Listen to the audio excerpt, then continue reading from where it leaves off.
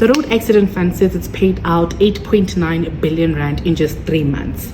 8.9 billion rand in just 3 months. I had to emphasize that because that is a lot of money, right?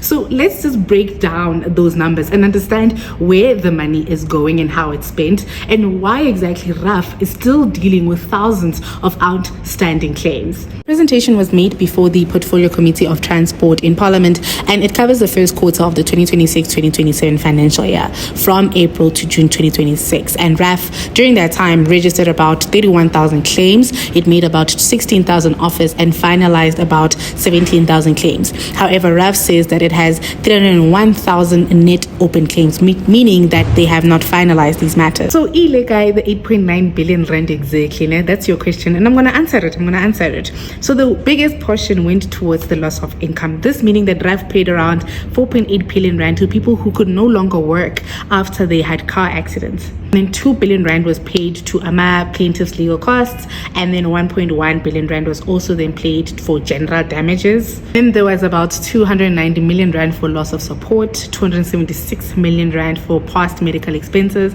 and then 160 million rand for future medical expenses. La wana Rafi batla cover all the bases, past, present, and future. Ow! RAF paid around 41 million rand for its own legal claims, and then it paid also 4 million rand in funeral claims during that quarter. But here's another challenge putting pressure on the system, which is the RAF 1 judgment claims, and it says that it has received about 62,000 claims, with about 95% being personal claims.